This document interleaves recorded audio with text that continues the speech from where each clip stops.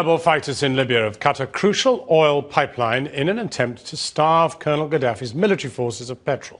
The pipeline feeds the Zawia refinery, which Tripoli depends upon for fuel. If it stays cut off, the capital could run out of petrol within the next month, whilst electricity, water, sewage services could all be affected. Some are calling it the beginning of the endgame for Gaddafi, as our political editor Gary Gibbon now reports. The Zawia oil refinery is the Libyan capital's main supplier of fuel. Tripoli is now cut off, getting no new oil. Rebels have cut the pipeline from the Al-Sharara oil field that supplies it, and the British government is hoping that this could truly be the beginning of the end for Colonel Gaddafi. Government sources here have confirmed that the main oil pipeline from the Al-Sharara oil field to Tripoli's main oil refinery has been cut, probably somewhere near Rayana. The government here estimates that leaves Colonel Gaddafi with less than a month's supply of oil, maybe much less. Colonel Gaddafi's regime has been blockaded from getting any oil in through its ports. His only hope would be masses of oil coming in by road from Tunisia or Algeria.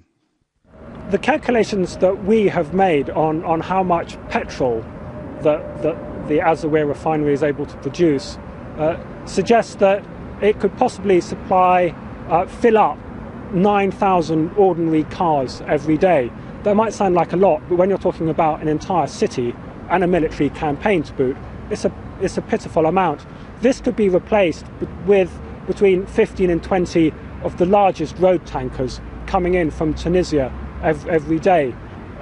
It doesn't seem that that's happening. Inside the Ministry of Defence, they think Colonel Gaddafi is only getting a trickle of oil in by road. So the Libyan liberation protesters outside were calling for today could be close.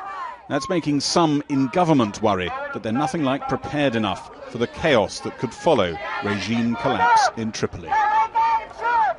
Around Whitehall, you find officials and ministers deeply worried about what will happen in Libya if Gaddafi goes soon. One minister complained that the United Nations seems to think in terms of bringing in help in 3 weeks after Gaddafi's fall. We say back to them, he said, we need them there in 3 hours, 3 days max. One official talked about being worried about catastrophic success in Libya.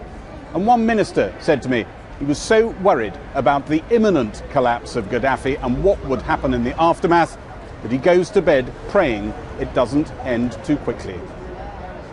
We are now more than 100 days into this conflict and 24 days since the Foreign Secretary said that post-conflict planning was at an embryonic stage. Can the Foreign Secretary tell us, where is the plan? We can be sure that at all levels, whether it's in Benghazi or in Whitehall or in the National Security Council, where all of this work is put together, that vast numbers, that dozens of Foreign Office officials are connected with this work. With fuel supplies already under acute strain in Tripoli, the rebels hope that cutting the main pipeline will drain the Libyan capital of fuel and put British and UN post-Gaddafi planning to the test within weeks.